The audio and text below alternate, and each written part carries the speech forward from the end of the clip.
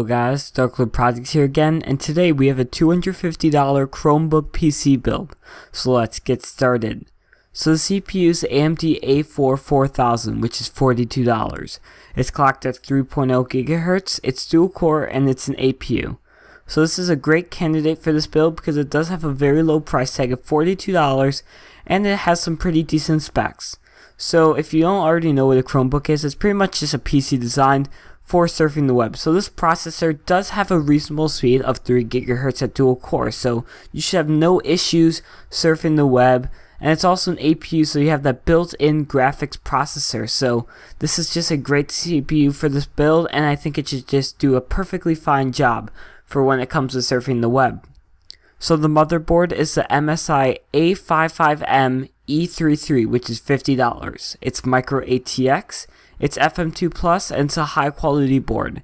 So I decided to get a higher quality board because I had some extra money for this build. After all, it's obviously micro ATX, which is the second smallest size next to mini ITX, but it still fit in the case perfectly fine. It's FM2+, the same socket as most cheaper AMD products, and it's a higher quality board. I was considering a $40 board, but really that $10 difference kinda does help in this build. It's just a higher quality board, so it should last a little bit longer than the $40 board. So the RAM is the Crucial RAM, which is $38. It's 4 GB, one 4 GB stick. It's clocked at 1600 MHz, and it's only one stick. So like I said, it is one 4 GB stick. I usually like to purchase 2 sticks because it's easier to replace one if it's broken and your PC is still functional, or if you want to upgrade. That's the only benefits to having one stick. And it's also just some performance from benchmarks I've seen. It's just a little bit better when you have multiple sticks than one big stick.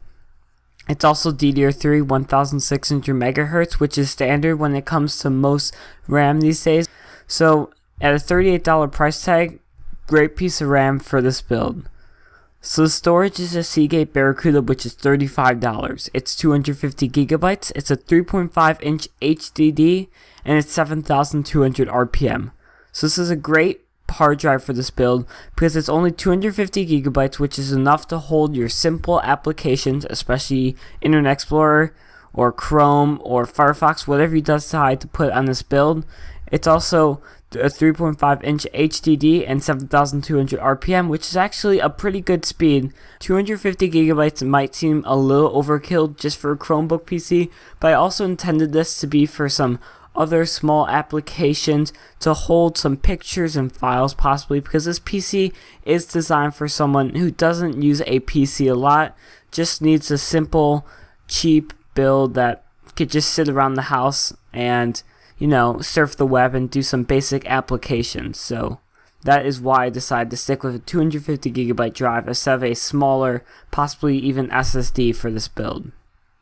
So the case is the Apivia X Master Black, which is $69. It's a built-in high quality 500 watt PSU. It's an HTPC case and it's very small. So I decided to pick this case because it does come with a power supply. Usually I never buy cases with power supplies, but I read some reviews for this power supply in the case, and so far it hasn't failed from anyone. I myself bought a power supply inside a really cheap case, and it's been about 7 months and it still hasn't failed. So you shouldn't be 100% worried about a power supply being inside this case. It's also an HTPC case, which is pretty flat. Instead of being a vertically tall case, it's horizontally long compared to other PC cases, and it's also designed not to have a graphics card, which this build doesn't have, so it could be a little bit smaller compared to other cases. It's also just a very small case in general. Like I said, it's flat instead of being vertical, so you could put it in some other spaces that you wouldn't imagine most PCs to go. So possibly in a cabinet that is shorter than usual, you could easily fit it there underneath your TV if you want to use this Chromebook PC underneath the TV to watch movies too. So this case is a little bit more mobile, I guess, compared to other cases on the market. The overview for this PC build is it's small in size and small in price. So I decided to pick those 6 words for this build because that's exactly explains it. It has a very small price tag of $250, which I think this is the cheapest build I think I've ever made on my channel. It's also small in size, so you can fit it in some areas you wouldn't imagine a PC to go, like in your living room, tucked underneath a desk, nearby your TV, in a small cabinet. It could fit in all those places without an issue. So that's pretty much it, guys. Make sure you check out purepc.net for some more awesome tech news, articles, conversations.